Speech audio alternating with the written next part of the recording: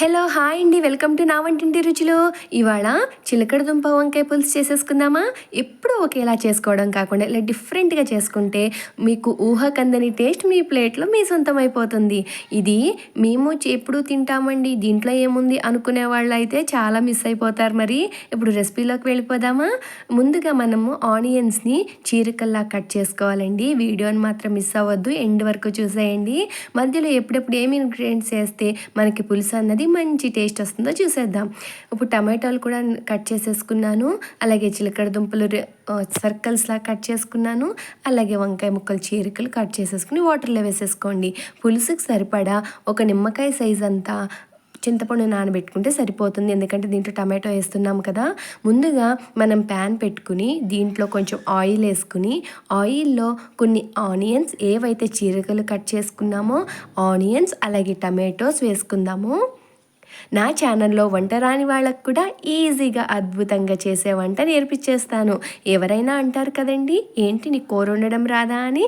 నా ఛానల్లో చూసి రెసిపీస్ చేసేయండి, ఆహా ఎంత బాగుండేవు అన్న ఇంప్రెషన్స్ అలాగే మీకు తప్పకుండా మేము పొగడతలతో ముంచెత్తేస్తారు.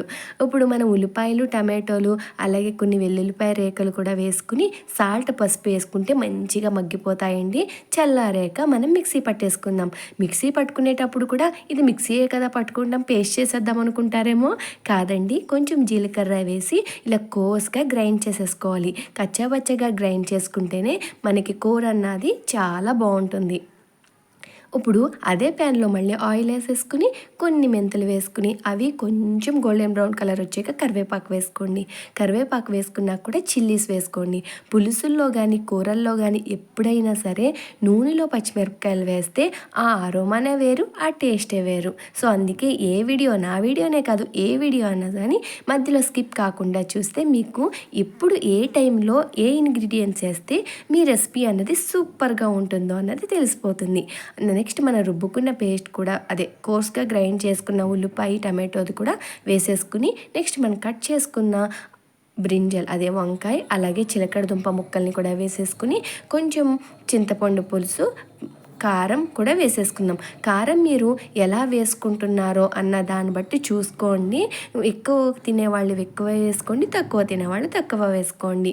ఇప్పుడు చింతపండు పులుసు పోసుకున్నాం కదండి, చూసుకుని పోసుకోండి. మొత్తం పులుసు అంతా చింతపండుతోనే పోసుకోవద్దు, మీకు ఏమైపోతుందంటే పులుపు ఎక్కువైపోతుంది. సో వాటర్ మనం మిక్సీ జార్ కడుక్కున్న వాటర్ పోసుకుంటే సరిపోతుంది. సాల్ట్ చూసుకుని అడ్జస్ట్ చేసేసుకోండి. ఒక చిన్న బెల్లం ముక్క వేసుకోండి. చూసారా, పులుసు అన్నది మీకు ఎప్పుడూ కూడా పలచ్చగా నీళ్ళలాగా ఉంటే బాగోదండి, ఇలా కొంచెం థిక్ కన్సిస్టెన్సీలో ఉంటేనే బాగుంటుంది. ఫైనల్గా ఉడికాక మనకి కూరకి కొత్తిమీర వేసుకుని ఒక ఫ్లేమ్ ఆఫ్ చేసి ఒక 5 మినిట్స్ ఆగాక మీరు సర్వ్ చేసేసుకోండి. అస్సలు ఉంటుందండి పులుసు, అస్సలు సూపర్ అండ్ టేస్టీగా ఉంటుంది. మీకు అస్సలు ఊహకుండా అందదు ఆ టేస్ట్ అన్నది.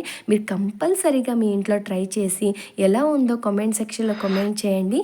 నా ఛానల్ని సబ్స్క్రైబ్ చేయడం మాత్రం మర్చిపోవద్దు.